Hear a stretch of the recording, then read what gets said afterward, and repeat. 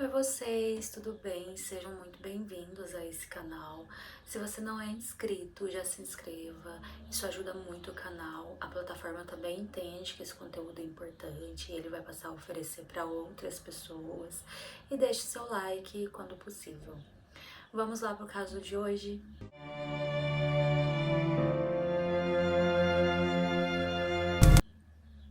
O caso de hoje é sobre Christine Louise Johnson. A Christine nasceu em 22 de fevereiro de 1981 em Santa Clara, na Califórnia, e ela era filha de Teresa e de Kirk Johnson. Durante todo o vídeo eu vou chamar a Christine de Christy, que é a forma como ela gostava de ser chamada pelas pessoas que a conheciam, pelos amigos, familiares. Então, a Christy, ela era uma garota muito empolgada com a vida, ela era muito feliz, animada. O seu pai conta que ela tinha o dom de deixar qualquer ambiente muito mais agradável e ela tinha um sorriso contagiante. Além disso, ela estava sempre cercada de pessoas, ela gostava disso, ela gostava de animação, ela gostava de gente alta astral e ela tinha uma personalidade muito forte. Além disso, a Christine tinha um irmão, o Derek, que era 4 anos mais velho que ela, e os dois se davam muito bem, eles estavam sempre próximos, brincando, interagindo um com o outro. Claro que como dois irmãos, às vezes eles tinham algumas rusgas, eles brigavam entre si, mas a mãe conta que logo depois eles já estavam juntos, já tinham se desculpado e os dois eram muito unidos. Quando a Krish ela era criança, pouco antes dos anos 90, a sua família decidiu então mudar para uma cidade pequena chamada Saugatuck, Michigan. Então eles saíram da Califórnia e foram para essa cidade. Esse lugar é conhecido em todos os Estados Unidos por ser um lugar muito tranquilo, agradável, e ele fica próximo ao lado do Michigan e ele tem lindas paisagens e praias muito bem limpas e tranquilas. Então isso atrai durante o verão uma grande quantidade de turistas. Mas a cidade em si é muito tranquila e a Teresa conta o quanto eles gostavam do lugar, eles podiam sair, deixar as portas abertas, não teria nenhum tipo de perigo. Além disso, eles poderiam ir ao mercado de bicicleta, deixar a bike do lado de fora, fazer suas compras, retornar. E a bike continuaria no mesmo lugar porque ninguém iria mexer. Então a família gostou muito do lugar, eles gostavam dessa paz, dessa tranquilidade. Eles tinham o hábito de todos os domingos, os quatro irem junto à missa. Era o tipo de programa certeiro que eles sempre faziam junto. Eles faziam questão de ter uma hora para fazer isso. E a Chris, ela cresceu num lar muito amoroso e afetuoso. Mas quando ela tinha 12 anos, os seus pais decidiram que eles não resistiriam ao tempo como um casal, então eles optaram pelo divórcio, eles comunicaram isso aos filhos. A Christie inicialmente ela ficou um pouco triste, ela teria que se revezar entre a casa da mãe e a casa do pai, mas era algo que ela teria que se acostumar, isso acontece em várias famílias. Quando ela tinha 14 anos, o seu irmão mais velho, o Derek, ele foi para a Força Aérea dos Estados Unidos, então ele acabou saindo de casa. E dessa vez sim, ela ficou muito chateada, porque os dois eram muito próximos, eles sempre estavam fazendo coisas juntas. Mas logo ela viria se ocupar muito com o ensino médio. E quando ela entrou no ensino médio, ela começou a se dedicar muito aos esportes. Ela gostava muito de estar em lugar alto astral, de jogar. Era um ambiente que ela se sentia muito à vontade. E ela começou também a fazer parte do clube de teatro da escola.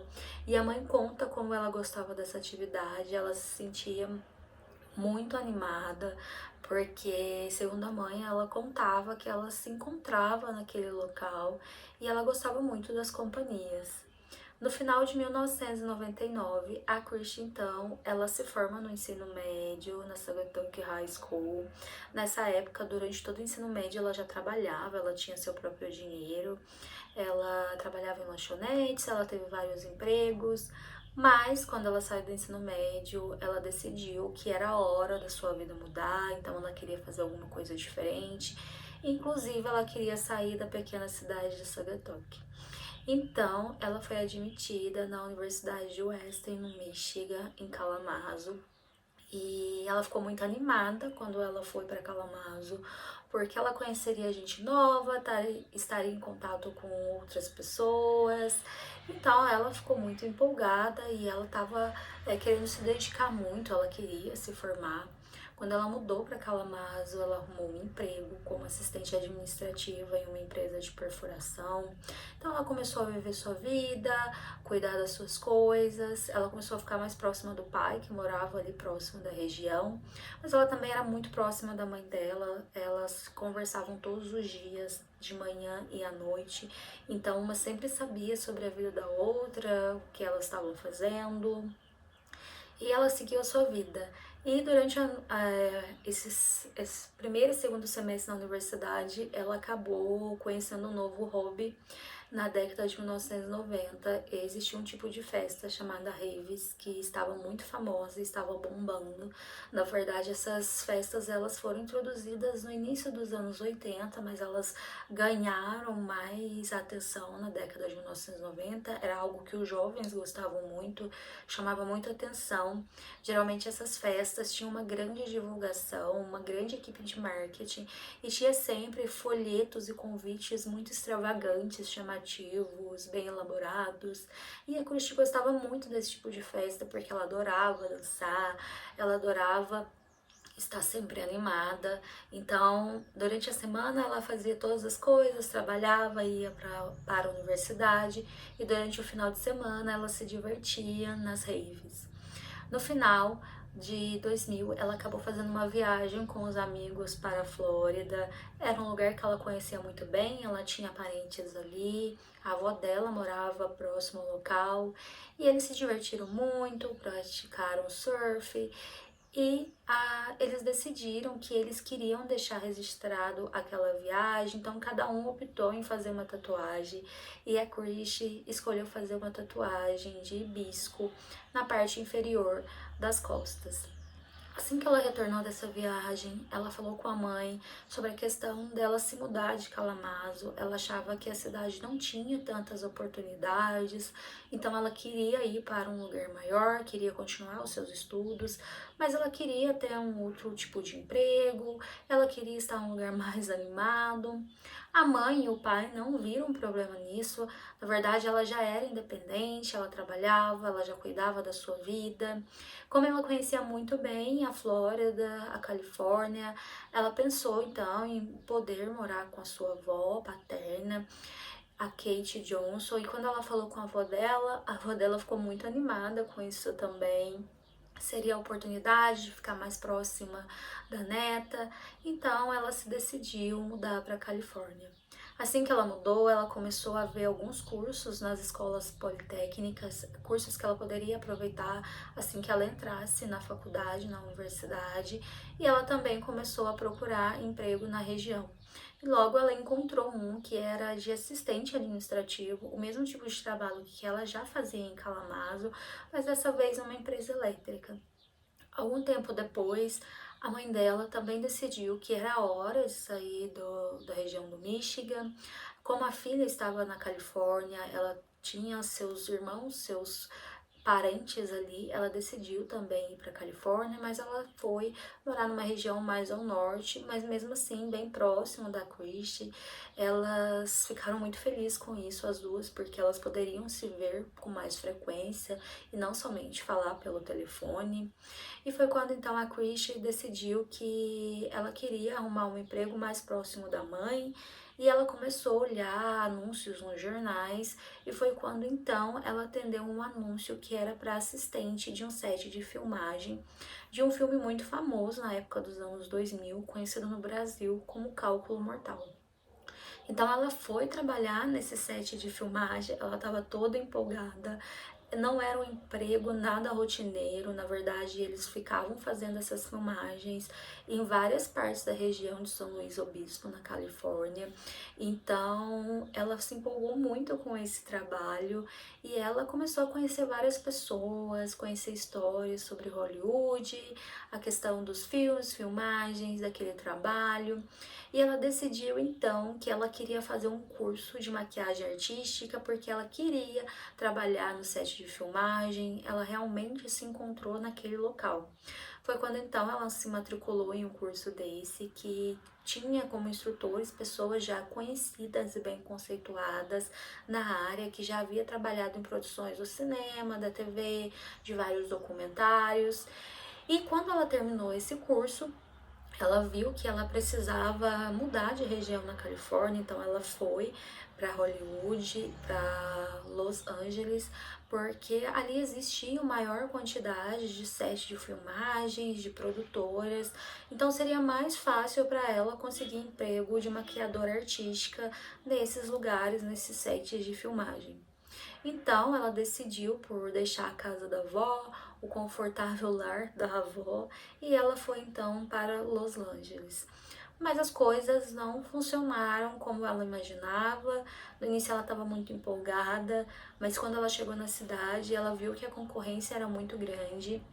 Além disso, ela começou a ficar um pouco decepcionada, porque os empregos eles não eram frequentes, na verdade ela conseguia contratos esporádicos de acordo com a demanda de algumas produções, e ela não tinha seguro saúde, nem seguro desemprego, e ela queria ter esse tipo de seguridade, e ela começou a ter também problemas financeiros.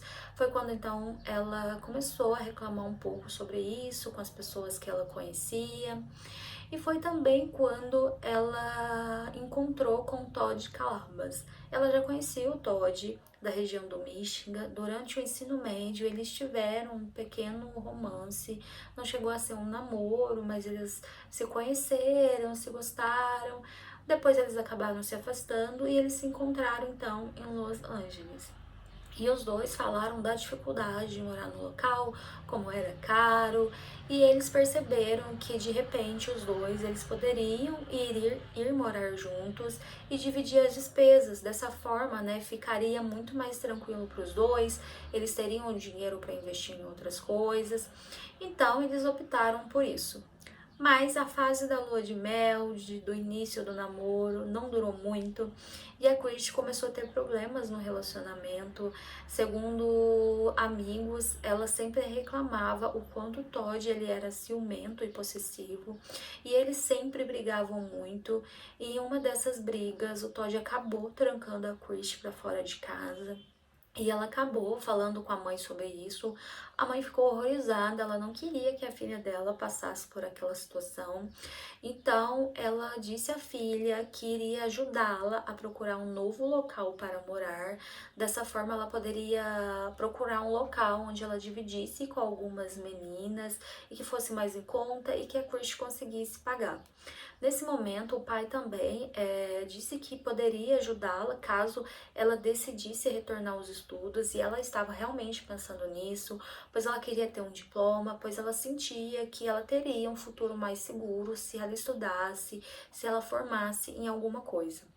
Então, ela deixou o apartamento que ela morava com o Todd, foi morar com duas garotas, um apartamento que a mãe conseguiu para ela. Os pais dela disseram que ia ajudá-la com o aluguel, então ela começou a procurar um emprego mais estável.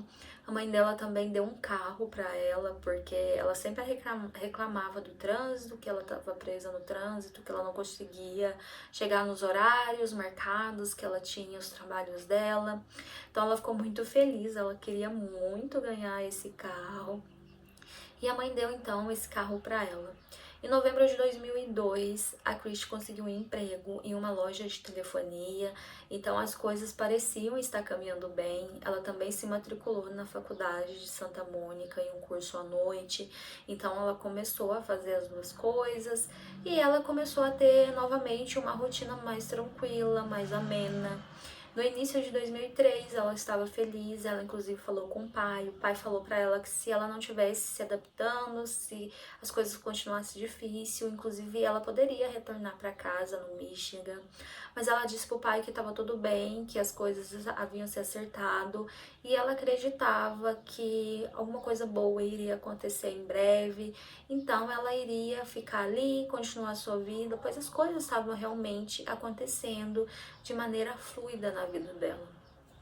Em fevereiro, já era próximo ao seu aniversário, havia um feriado no dia 17, que seria segunda-feira, então no dia 15 a Chris estava muito animada, apesar de que ela iria trabalhar no dia 17, aquele final de semana estava todo agitado na região de Los Angeles, porque como era feriado, tinha muito turistas, muita animação e tinha uma festa no sábado à noite que ela estava muito empolgada. Inclusive, ela conseguiu colocar o seu nome na lista de convidados. Então, ela acordou pela manhã, ela ligou para sua mãe, como sempre fazia todos os dias.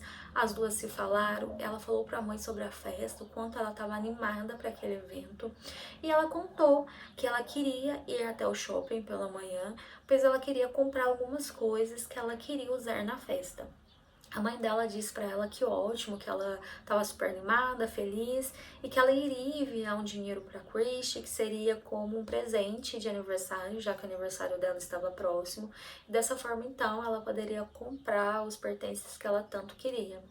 A Christy então desligou o telefone com a mãe, ela ficou super animada, ela se dirigiu até então ao shopping center, fez as suas compras e segundo uma amiga que morava com ela viu a Christy à tarde chegando toda animada, cheia de compras, falando sobre a festa e sobre uma audição que ela teria naquela tarde.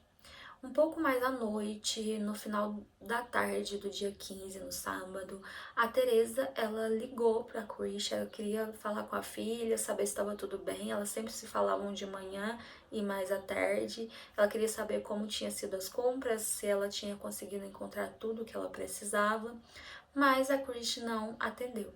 Ela achou que tudo bem, porque ela estaria ocupada com os preparativos da festa e ela não insistiu.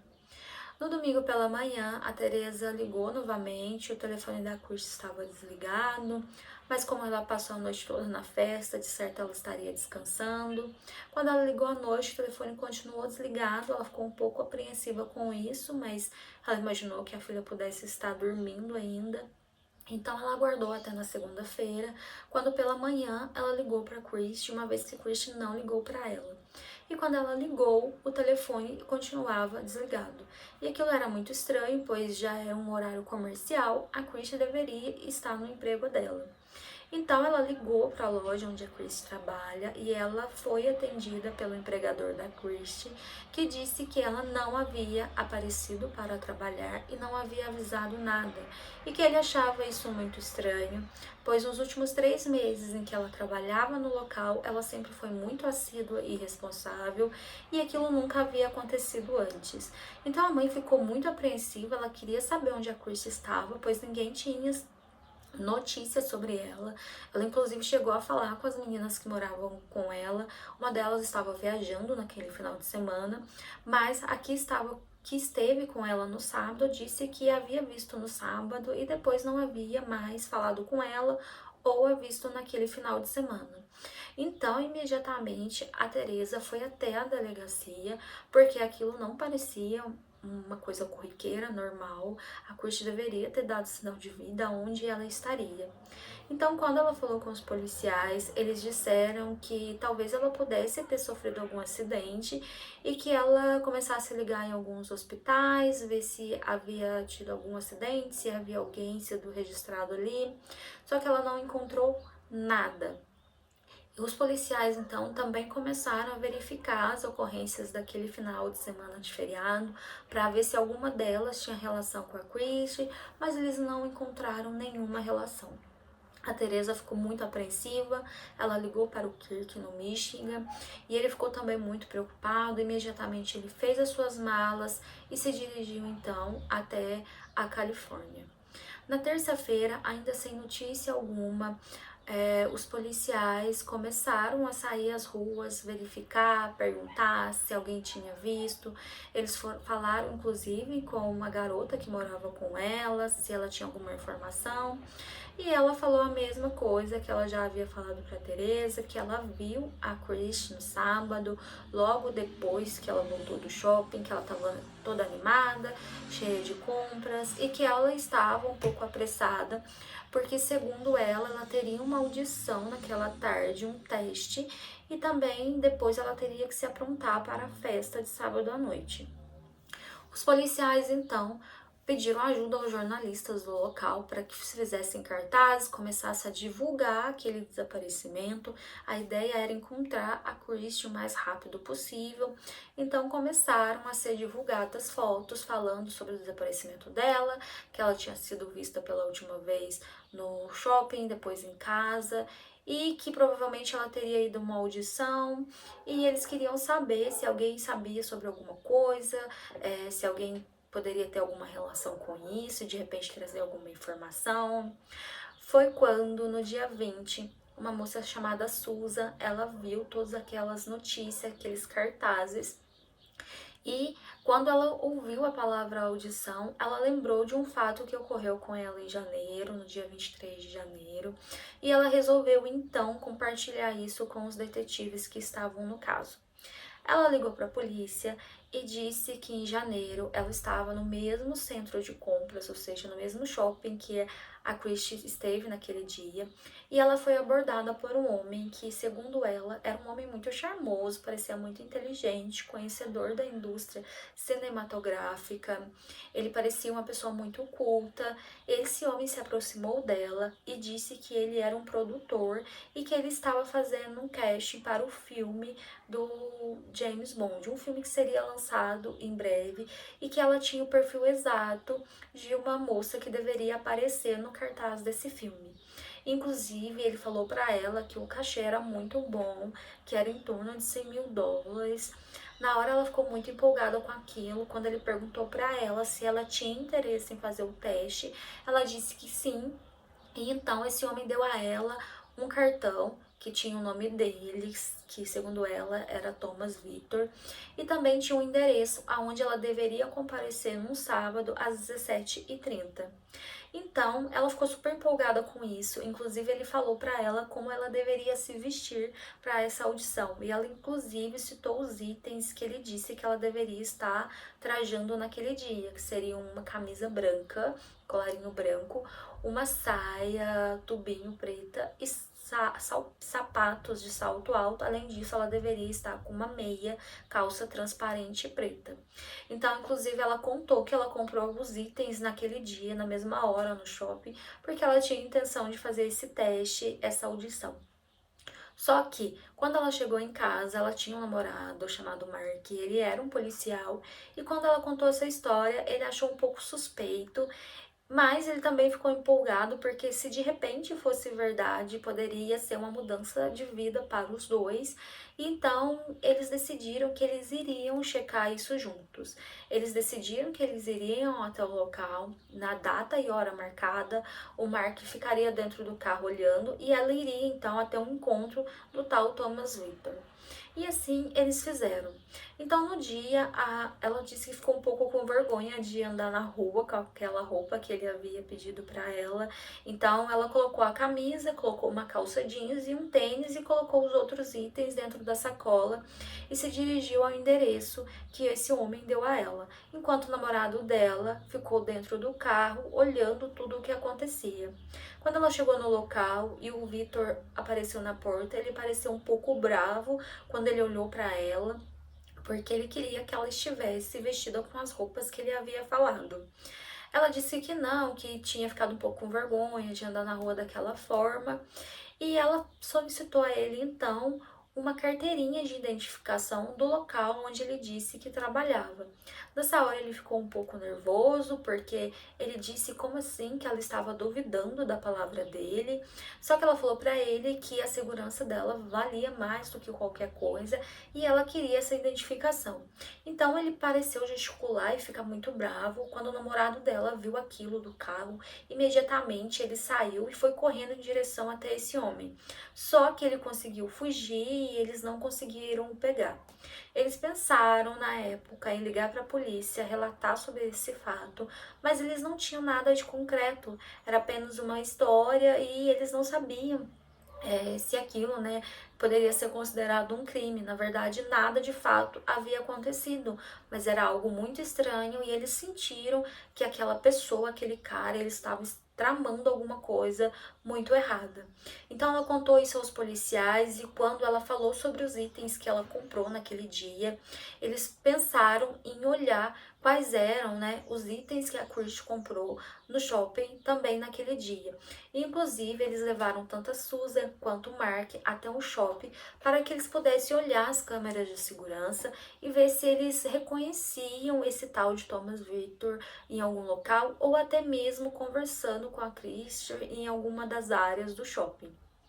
Só que eles não encontraram ele conversando com a Christie, mas eles encontraram imagem de um homem que era para a Susan o mesmo homem que falou com ela naquele dia, lá em janeiro, no dia 23.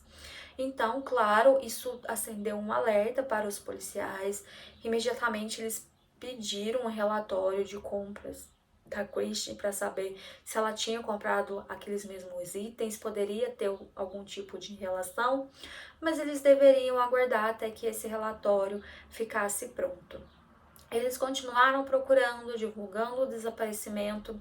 A família continuou em estado de choque, eles não sabiam o que fazer, aonde procurar, onde a Christie poderia estar. Inclusive, o ex-namorado dela, o Todd, ele também foi chamado para falar se ele sabia alguma coisa, uma vez que eles tinham um histórico de um relacionamento muito conturbado, e algumas pessoas falarem que ele foi, inclusive, violento com ela algumas vezes.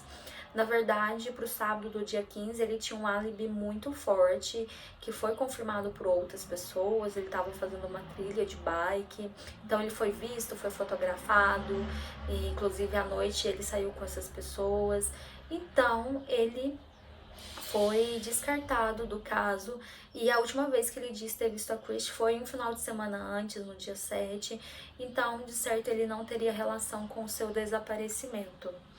Eles também checaram o local, né? Eles falaram com os produtores da festa daquele sábado para saber se eles tinham imagem da Christie no local. E quando eles olharam a lista, eles viram que o nome dela realmente estava na lista de convidados, mas o nome dela não foi riscado. Isso quer dizer que ela não entrou na festa aquele dia. Então, a última vez que ela foi vista foi pela colega de casa que a viu e depois mais ninguém sabia onde ela estava. Então os dias foram se passando, a família foi ficando mais angustiada, os amigos também.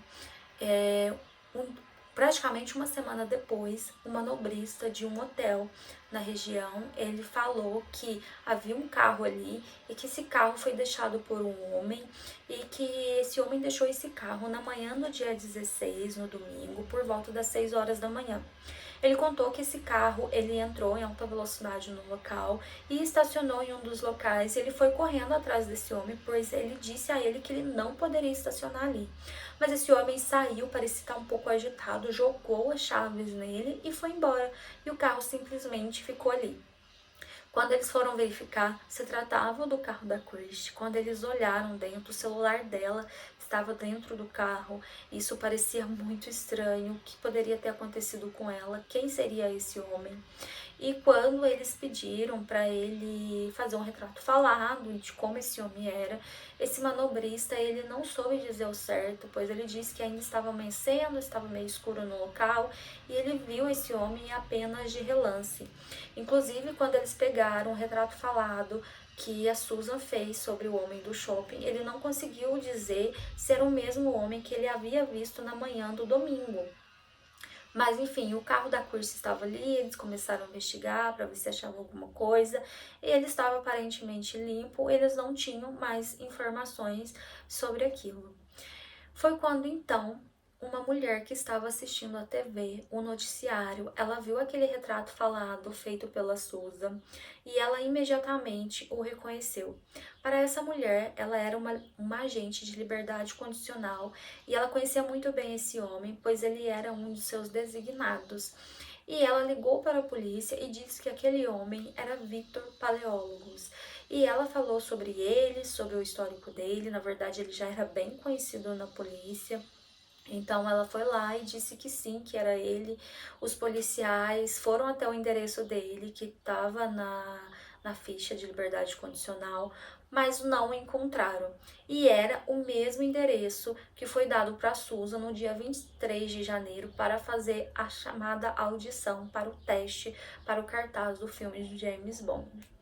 Então, algum tempo depois, questões de horas depois, entre um dia e outro, eles descobriram que esse Victor Paleólogos, na verdade, ele estava preso. Ele era muito conhecido, como eu já disse, pela polícia da Califórnia, pois ele é o chamado 290 dentro do sistema, porque ele já foi julgado várias vezes e até condenado a algum tempo de prisão por crimes relacionados a atos íntimos forçados. Então ele já era bem conhecido. Ele nasceu na Pensilvânia em 1962, ele teve uma vida, infância, adolescência aparentemente normal. Ele fez um bacharelado, inclusive se mudou para a Califórnia para fazer um MBA no final dos anos de 1980.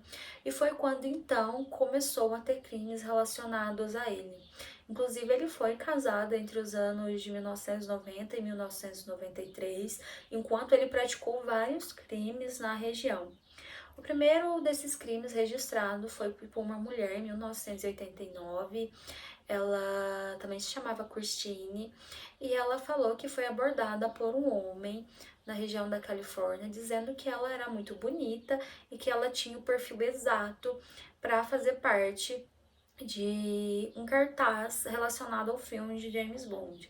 Inclusive, ele era um produtor muito famoso e ele a convidou para uma festa em um hotel muito luxuoso na região da Califórnia, chamado Hotel Boa Ventura. E ele disse para essa moça que essa festa iria conter uma grande quantidade de celebridades e que inclusive a Madonna estaria presente. E que ele mandaria uma limusine buscá-la na noite do dia 24 de outubro de 1989. Só que nessa noite, em vez de aparecer uma limusine, na verdade, esse homem apareceu com um carro normal. Aquilo poderia parecer estranho, mas ela achou que não tinha nada a ver, até porque ele disse que não havia mandado a limusine com o motorista porque ele precisou que ele fosse buscar uma outra pessoa, então ele foi pessoalmente buscá-la. Então ela entrou no carro, eles passaram em um bar, tomaram alguns drinks e depois se dirigiram então até uma suíte presidencial nesse hotel Boa Ventura. Ela conta que quando eles chegaram nessa suíte, não havia ninguém no local e que quase que imediatamente ele pulou sobre ela e começou a atacá-la. Então eles tiveram uma queda de braços praticamente violenta e ela conseguiu se esquivar, escapar dele, sair correndo pelo corredor e pedir ajuda. Então eles chamaram a polícia foi checar os registros e eles notaram que esse homem estava usando dados e créditos de outras pessoas, colocando o nome dele. E foi então que eles chegaram ao Victor Paleólogos. E eles viram que ele conseguia pagar por tudo aquilo, pelo hotel caro, pelos carros, porque ele aplicava vários golpes na região. Então, ele foi levado ao julgamento por isso, mas durante o julgamento ele disse que ele era inocente e que na verdade a Christine foi até o local de boa vontade. Só que realmente ela foi de boa vontade, entretanto ela não esperava que fosse atacada por ele e na verdade ela achava que ela estava indo até uma festa. Durante o julgamento, ele falou que ele era um bom homem, que ele tinha um bom emprego. Inclusive, foi levado ao tribunal uma carta do seu empregador dizendo o quanto ele era um bom empregado e que uma sentença, né, uma prisão, uma pena muito alta poderia prejudicar a sua vida e o seu trabalho, uma vez que ele era essencial no banco onde ele trabalhava. Por incrível que pareça, o juiz acatou essa carta. Ele achou que era de bom tom levar aquilo em consideração e ele teve uma pena reduzida devido a isso.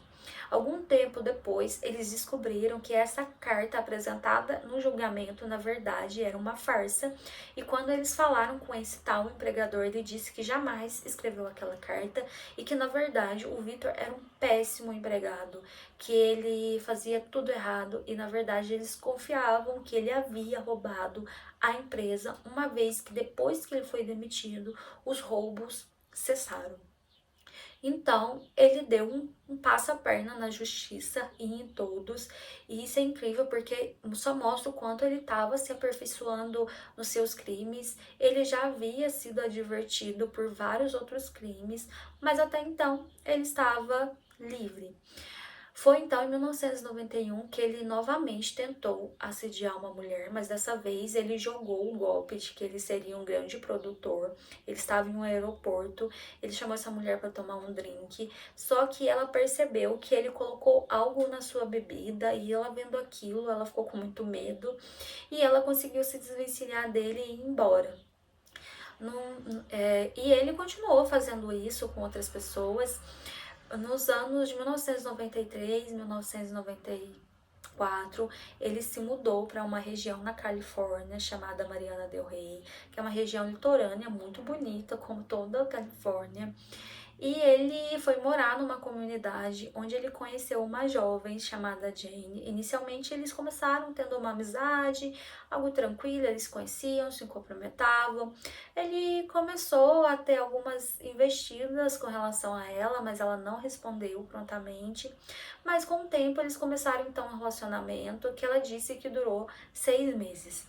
Mas ela disse que ele era muito possessivo, estranho, e depois disso ela queria então terminar esse relacionamento. Mas quando ela foi dizer isso a ele, ele disse que ela não poderia terminar com ele porque ele estava muito doente. Ele disse a ela que havia descoberto que tinha um tumor cerebral e que ele tinha pouco tempo de vida e que ele queria terminar os seus dias ao lado dela. Então ela ficou muito comovida com aquilo, ela disse que tudo bem, eles continuariam o relacionamento. Só que nesse período ele continuou aplicando vários golpes na região, até que chegou um momento em que ele disse que havia alugado um restaurante e ele queria que ela conhecesse o local, pois ele queria fazer várias decorações diferentes no local, queria dar uma repaginada no local, queria saber o que ela achava daquilo, quais ideias ela teria. Então ela foi até esse restaurante e foi quando então ela foi atacada por ele. Ela conseguiu fugir e ligar para a polícia, mas a polícia, quando foi ao local, não conseguiu encontrá-lo. 2 dias depois, ele invadiu a casa dessa moça e tentou atacá-la novamente. Então, os vizinhos viram aquilo, ligaram para a polícia e ele foi preso. Ele foi condenado, mas ele ficou apenas 100 dias na prisão. E depois ele saiu em liberdade condicional novamente. Então, ele começou a aplicar golpes novamente na região, principalmente em um bar ali próximo. Então, existe o relato de 2 moças que dizem que ter sido abordadas por ele. Inclusive, ele deu mais atenção para uma delas e disse novamente que ele era um grande produtor, que ele estava procurando uma moça para estar no cartaz de um filme muito famoso. Ela acreditou que aquilo poderia ser verdade, ele tinha uma ótima lábia. Ele a atraiu então até o restaurante, no mesmo local onde ele atacou a Jane, e tentou atacá-la também. Mas ela também foi esperta, ela conseguiu se livrar dele e ela conseguiu fugir, ligar para a polícia e ele foi preso. Então ele foi levado ao julgamento. Algumas pessoas haviam retirado, ou seja, é, pessoas, né, outras mulheres que haviam acusado daquilo, haviam tirado essas acusações, mas essa moça específica, ela levou isso até o final, então ele foi ao julgamento por isso, e ele pegou 6 anos de prisão. Isso já era 1999, ele deveria ficar 6 anos na prisão, e ele saiu pouco antes de 6 anos em liberdade condicional, e isso foi em janeiro de 2003, quando ele saiu no dia 20 em liberdade condicional. Então a polícia, quando viu aquele histórico, e eles, nesse mesmo momento, eles receberam um relatório sobre as compras da Christie, eles viram que ela havia comprado saias e sapatos e meias pretas, exatamente os mesmos itens que ele sempre solicitava para todas as mulheres, que ele queria que fosse a segunda, né, segundo ele, as audições que ele estava fazendo. Então, eles realmente começaram a ligar ele a esse caso. Inclusive, um detetive foi até a prisão onde ele estava, pois alguns dias antes ele havia sido preso, se não me engano, entre o dia 20 e dia 21, e porque ele havia pego um carro, uma SUV em uma concessionária e não havia devolvido, ou seja, ele havia roubado esse carro. Quando ele foi falar com o Vitor, ele falou sobre a Christie, ele disse que não a conhecia, que não sabia quem era ela, e que na verdade todas aquelas acusações eram falsas e que todas aquelas mulheres iam, né, iam até ele de livre vontade, espontaneamente. Claro que a polícia não acreditou nisso, mas ele estava preso, então eles começaram a investigar, continuar investigando qual poderia ser a relação entre eles. E foi quando então uma outra testemunha apareceu, que foi um promotor de vendas de casa, e ele contou que havia atendido aquele homem que estava no retrato falado, que estava sendo divulgado. Ele disse que esse homem se apresentou a ele como um grande produtor e que ele estava procurando uma casa em torno de 750 mil dólares. Ele queria uma casa grande, bem arejada, pois além de ser o seu lar, essa casa seria também um centro de produções, onde ele faria testes. Então ele disse que levou esse homem em várias casas entre os dias 12 e 14 de fevereiro, e que ele entrava, via as casas, inclusive em uma delas ele entrou dentro do armário e começou a gritar, e quando ele saiu, ele disse que estava fazendo um teste para ver como era a acústica do local e se, né, o promotor de vendas havia ouvido ele gritar. Ele disse que sim, achou aquilo muito estranho, e ele achou mais estranho ainda porque um dos donos dessa casa disse que após as visitas ele notou o desaparecimento de alguns pertences, inclusive cartão de crédito, carteira de identidade.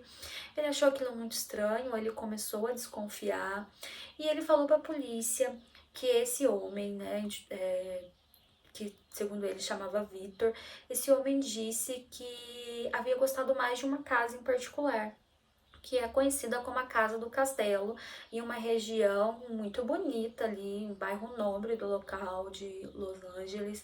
E essa casa ficava próximo a uma trilha e também ficava um pouco mais afastada, num lugar muito bonito que tinha vista para toda a cidade, tinha uma grande área verde.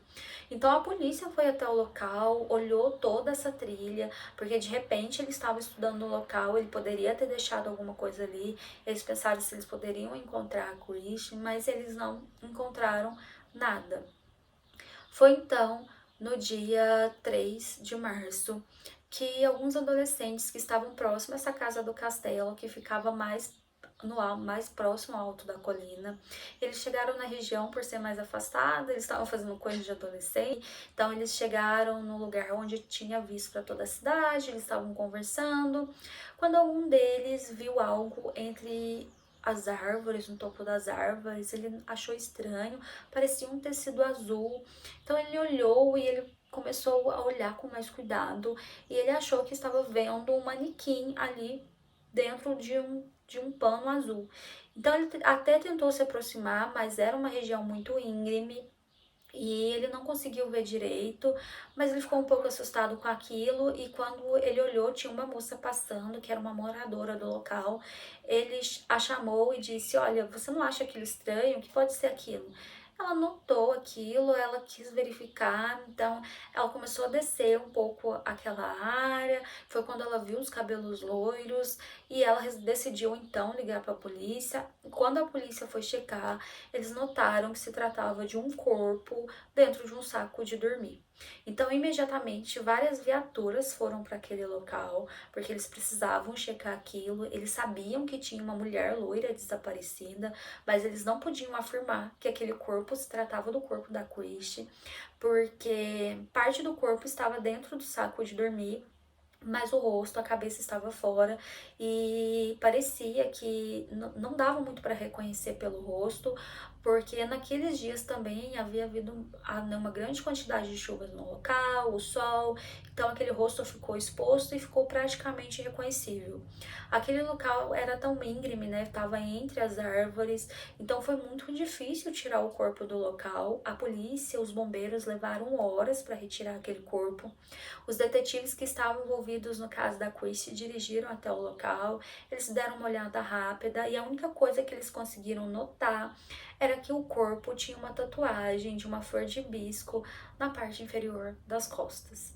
Quando eles souberam daquilo, eles viram aquilo, eles acharam que era de bom tom ligar para a família e falar sobre aquilo. Eles tentaram falar com a Teresa, mas ela estava dentro de um avião. Então eles ligaram para o Kirk no Michigan e eles falaram sobre o que eles tinham achado, que na verdade eles não poderiam confirmar nada, mas que eles tinham aquela informação.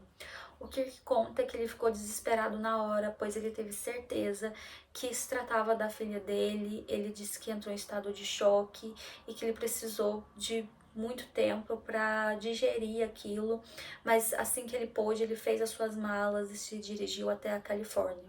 A Teresa também, assim que desembarcou, ela recebeu aquela notícia e imediatamente ela deu meia volta, pegou um outro avião e foi até a Califórnia. Então a autópsia foi feita no corpo, eles verificaram que ela tinha ferimentos na região da virilha, que poderia ser um indício de alguma atividade íntima forçada. Eles também conseguiram pegar uma pequena quantidade de DNA de dentro do corpo, mas como esse corpo estava ali no local há vários dias, então a quantidade não foi suficiente para poder comparar com o DNA do Victor. E o corpo da Christie acabou sendo identificado por exames, né, da arcada dentária. Então, outras pessoas, depois que o corpo apareceu, também foram dar seus testemunhos. Inclusive, um homem que morava naquele bairro contou que na tarde do dia 15, ele se lembra da Christie, porque ele lembra de uma moça muito bonita em um carro branco parar em frente à casa dele. Como ele estava ali jogando água nas flores, ela perguntou aonde era a casa do castelo. E ele então disse que não sabia que se tinha essa casa, mas a esposa dele, que estava próxima, disse que tinha sim, e ela indicou inclusive esse lugar para Christie. Então, tem relatos de pessoas que mostram que ela esteve no local. Além disso, os registros telefônicos da Christie indicam que naquela tarde, por volta das 16h30, ela ligou para um número 411, que é um número nos Estados Unidos que você liga para verificar um determinado endereço, se ele existe ou não. Então, ela estava naquela região. E registros telefônicos também do Victor indicava que ele também estava na região. Inicialmente, ele deu um álibi, ele disse que na noite do dia 15 ele estava com um amigo, que eles saíram para comer, para conversar, mas esse amigo inclusive confirmou esse álibi, mas depois que as notícias saíram e falaram do envolvimento dele, inclusive com a questão do assassinato, esse amigo foi novamente até a polícia. E ele disse que esteve sim com o Victor, mas que ele deveria dar outras informações, porque ele achava que o Victor inicialmente estava preso por crimes financeiros e não por assassinato. Então, ele quis dizer como que foi o encontro dele com o Victor na noite do dia 15. Ele disse que na verdade eles não passaram a noite toda juntas, que na verdade o Victor ligou para ele por volta das 11 horas da noite e chamou para comer em uma lanchonete. Eles se encontraram em tal local. E depois disso, o Victor pediu a ele então para que ele pudesse dormir na casa dele. Ele disse que tá tudo bem, então ele dormiu na casa dele e ele pediu para ser acordado por volta das 5 horas da manhã, porque ele iria até uma missa em uma igreja onde ele era membro, segundo ele disse para esse amigo. Então o amigo o acordou de manhã, fez o café para ele e ele saiu para ir então a essa igreja. O que se sabe é que os detetives foram então a essa igreja onde ele disse que era membro, e quando eles questionaram pessoas do local, pessoas que realmente eram membros dessa igreja, que frequentavam a igreja, ninguém conhecia o Victor, então ele não esteve no local. Mas o horário batia com o fato dele estar às 6 horas em um estacionamento do hotel, onde ele foi visto deixando o carro da Christie. Então os detetives acham que naquela noite ele levou o carro da Christie até próximo à lanchonete, onde ele esteve com esse amigo. Ele deixou o carro ali, dormiu na casa do amigo. No dia seguinte, ele saiu bem cedo, pegou esse carro e deixou então no estacionamento do hotel. Então, apesar do material genético encontrado no corpo da Christie não ter sido suficiente para provar que era do Victor, existia muitas coisas que o ligavam ao desaparecimento e à morte da Christie.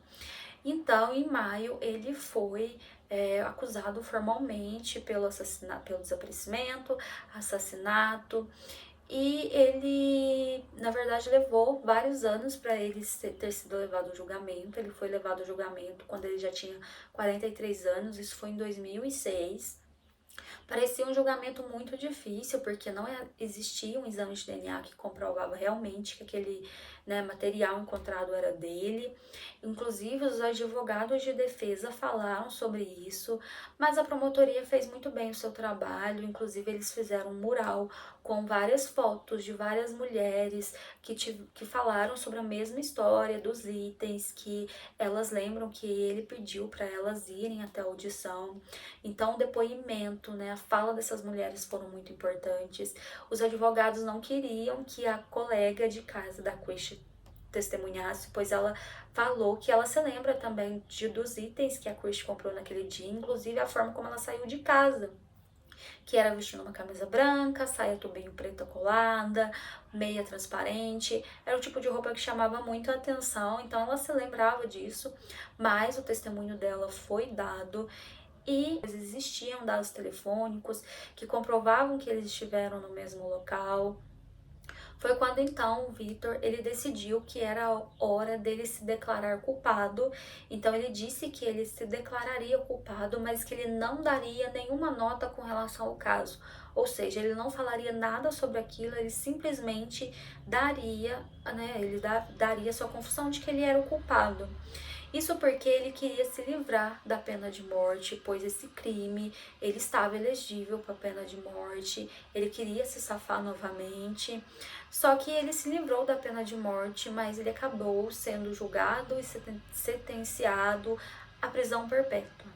Esse crime é muito chocante, esse caso ele é muito perturbador, porque quando a gente olha para o Victor, a gente vê o quanto ele se especializou por durante anos, e inclusive ele foi preso várias vezes, mas em várias delas ele foi solto em liberdade condicional, e mesmo em liberdade condicional ele acabou voltando para a prisão por violar as leis da liberdade condicional, porque ele continuou cometendo crimes.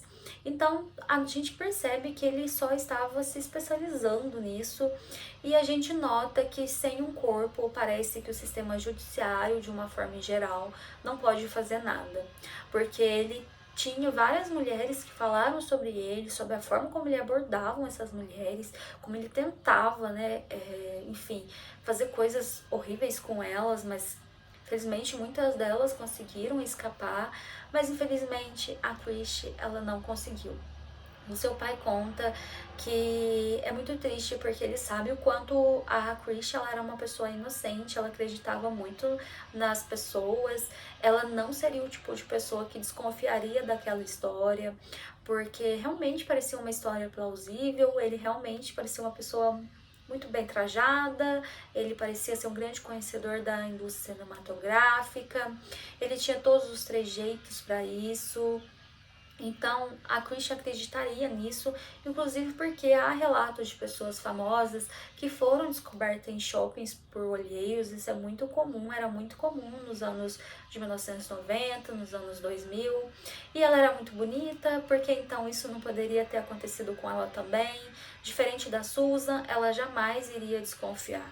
Então é muito triste porque o fato dela ser uma pessoa extremamente inocente, não ver maldade nas pessoas, a colocou numa situação de alto risco e infelizmente ela foi retirada do convívio dos seus familiares e ela acabou perdendo o que ela tinha de mais precioso, a sua vida. E é chocante, né, que ela seja uma pessoa inocente, mas é mais chocante que tem uma pessoa que vai usar, né, dessas características das pessoas para usá-las, para fazer com elas o que eles querem. Esse homem, ele nunca deveria ter saído da prisão, ele não deveria estar em liberdade condicional.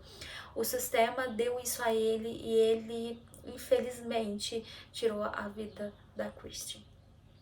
Espero que vocês tenham gostado do caso de hoje. Se vocês gostaram, curtam esse vídeo, isso é um grande incentivo para que o canal continue. Sempre vou colocar vídeos todas as semanas, então já deixa o like, se inscreva, assim vai aparecer uma notificação quando um novo vídeo for publicado. E até mais!